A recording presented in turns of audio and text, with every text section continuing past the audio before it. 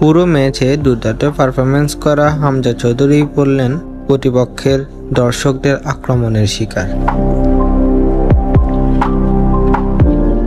দুর্দান্ত পারফরম্যান্সই তবে কি কাল হয়ে দাঁড়ালো হামজার জন্য?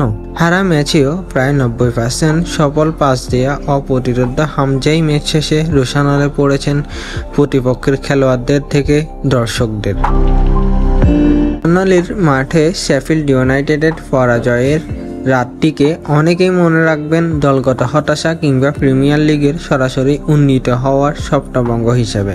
কিন্তু এর বাইরেও যে এক ব্যক্তিগত ট্র্যাজেডি হয়ে থাকলো তা হলো হামজার দুর্ভাগ্যজনক অভিজ্ঞতা। পুরো 90 মিনিট জুড়ে মাঝে তার ছিল দুর্দান্ত নিয়ন্ত্রণ, নির্ভরযোগ্য পাসিং, প্রতিপক্ষের আক্রমণ ভাঙা থেকে শুরু করে বলের দখলের প্রভাব, সব মিলিয়ে প্রায় নিখুঁত একটি ম্যাচ খেলেন তিনি। প্রায় 90% সফল পাস, 5টি ক্লিয়ারেন্স, 7 বার বল উদ্ধার কিংবা 75 বার বল টাচ, এই পরিসংখ্যানই প্রমাণ করে মাঠে তিনি পুরোপুরি নিজের দায়িত্বে নিবেদিত।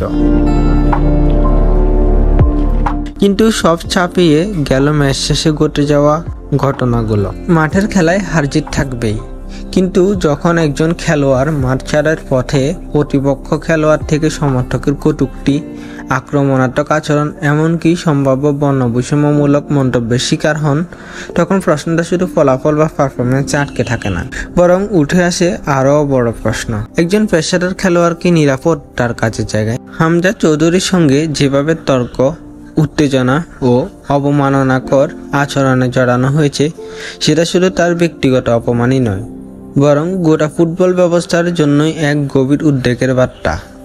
মাঠে পুলিশ এবং নিরাপত্তার উপস্থিতির প্রতিশ্রুতি দেওয়া হয়েছিল, কিন্তু প্রয়োজনে সেই প্রতিরক্ষাই দেখা গেল না। কোচ ক্রিস উইল্ডর ক্ষোভে বলেছিলেন, যেখানে নিরাপত্তা থাকার কথা সেখানে আমরা কাউকে পাইনি। অথচ একজন খেলোয়াড় মাঠে নিজের শতভাগ দিয়ে খেলেন, এমন মুহূর্তে পরাজয় স্বীকার করেও মাথা উঁচু করে মাঠ ছাড়ার অধিকারটুকু তার রয়েছে। কিন্তু টার্প মোড়ে সেই অধিকারটুকু পর্যন্ত কেড়ে নেওয়া হলো হামজার কাছ থেকে। একদল উম্মত সমর্থকের সামনে যাদের উল্লাস সহ্য করতে হলো অপমানের বিনিময়ে, সেখানে পেশাদারিত্বের কোনো মূল্য থাকলো কি? নিরাপত্তার অভাব, নিয়ম লঙ্ঘন এবং খেলোয়াড়দের প্রতি অসম্মান, সব মিলিয়ে ইংলিশ ফুটবলের উঁচু আসনের নিচে যেন ফাঁক ফোকরগুলো আরও পরিষ্কার হয়ে উঠল।